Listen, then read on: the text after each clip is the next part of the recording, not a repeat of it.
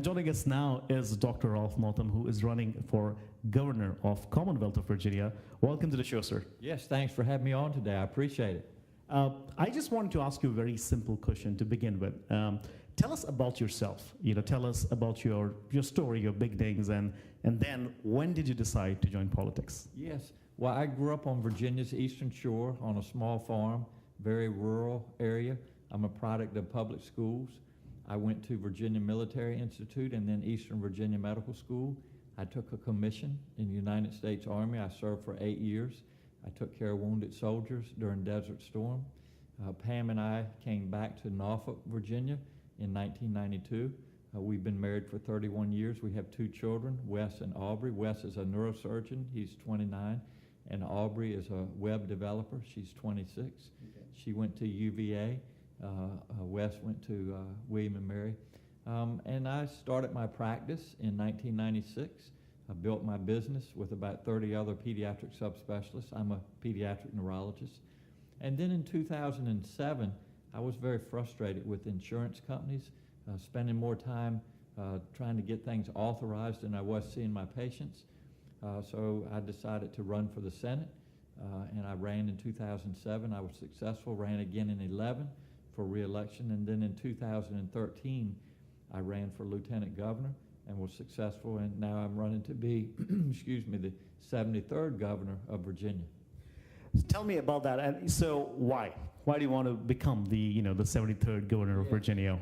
Well, I've worked hard all of my life, but I've had some great opportunities, like access to world-class education and access to health care, and I had the privilege of taking care of sick children and their families for over 25 years.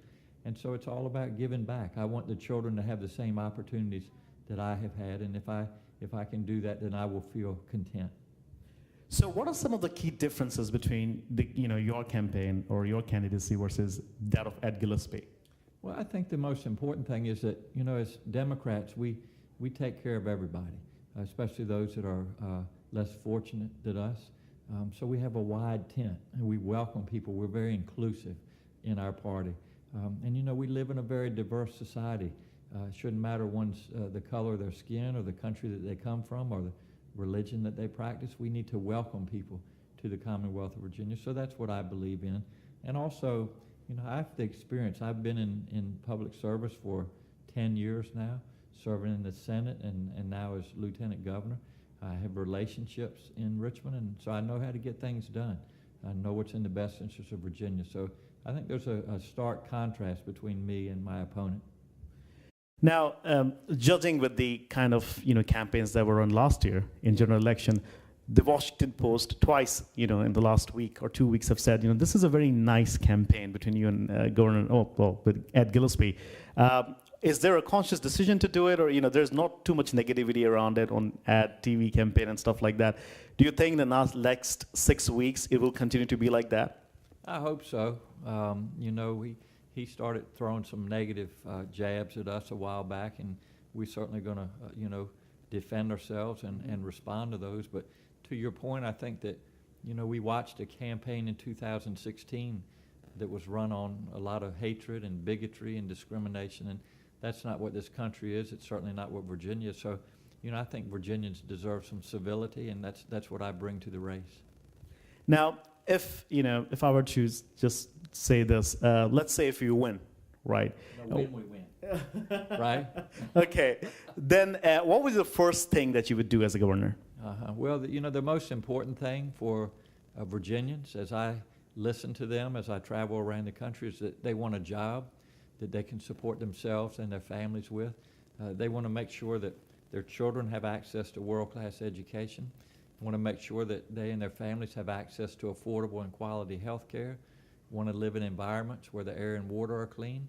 They want to live in safe, inclusive neighborhoods where there are not guns on every street corner. So the number one job of the governor is to promote the economy and to make sure that every job in Virginia is a good job. And that's what we've been doing over the last 4 years. We've brought in a record-setting, over 215,000 new jobs to Virginia. Our unemployment rate has gone from 5.4 to 3.8. It's the lowest it's been in 9 years. So we want to make sure to continue to provide and promote a good economy here in the Commonwealth. Okay. Now, all our listeners are from South Asia, from India, Pakistan, Sri Lanka, and Bangladesh. Pretty much the immigrant, community. What would you tell them, with recent things that have happened in the state of Virginia? Any reassuring words, anything that you want to tell them? Well, I'd say a couple things. Number one is that this country is a country of immigrants. We're all immigrants, and that means that we need to welcome people to Virginia. Our lights need to be on, our doors open, and people should feel welcome. And the fear-mongering that was initiated by the travel ban is just unacceptable. It's un-American. And we just had this recent event in Charlottesville about a month ago where these white supremacists marched into a beautiful city, spewing their hatred and bigotry. And so we want to make sure that people in Virginia and this country know that that's not what we stand for. We don't promote hatred and bigotry. And so, I think it starts with leadership at the top. And I regret that our president hasn't called it out for what it is. I regret that he has this travel ban that is doing nothing more than promoting fear-mongering. And it's not needed. It's not welcome in Virginia. And I've asked my opponent to denounce the president, to tell him to call this hatred and bigotry out for what it is, and let Americans, let Virginians know that that's not what we stand for. And I regret that he hasn't done that. But I will tell you, as a leader, I will make sure that we are inclusive in Virginia because we live in a very diverse society, and we'll be welcoming to people, especially immigrants. Okay. Now, we have a few questions that our audience had asked. Now, I'm not sure if you're aware of this one, but this is the Festival of Lights, Diwali. And they were asking if you become the governor, would you try to push this and declare this or, celebrate the Festival of Diwali and make it like a statewide holiday? Well, if I'm invited, I'd love to come to it. I'd be glad to sit down at the table and discuss about being a state holiday, but that obviously, as you know, that takes some doing, but I'd be glad to have the discussion.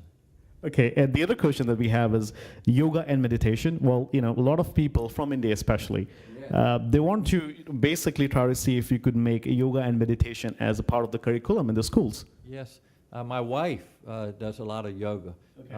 I've never really tried it, mainly because I just haven't had time, but again, it's something that I think it's very good for relaxation and getting in touch with your spirit. So I'd be glad to sit down and talk about, at least looking at making it part of the school curriculum. Because I was the one that introduced when I was in the Senate that our students have at least 30 minutes a day of physical education. Mm-hmm. And I think yoga would be a good part of that. So now because of our efforts in our law, children, they're required to have 150 minutes a week of PE. So we could look at some yoga and meditation for that. That would be incredible. Now, before we wrap up the interview, I just wanted to give you an opportunity to speak directly to all the listeners of Volume 102.9. So if you want to say anything, you only have 6 weeks to go before the election, so good luck.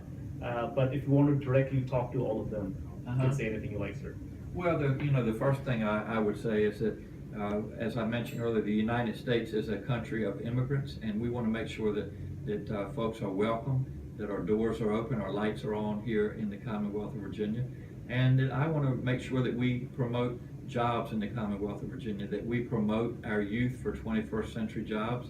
They're really in areas that we call science, technology, engineering, the arts, math, and healthcare, things like cybersecurity, unmanned aerial systems, biotechnology, data collection, data analysis. So we want to make sure that all of our children have access to a world-class education. We want to make sure that our colleges and universities are affordable.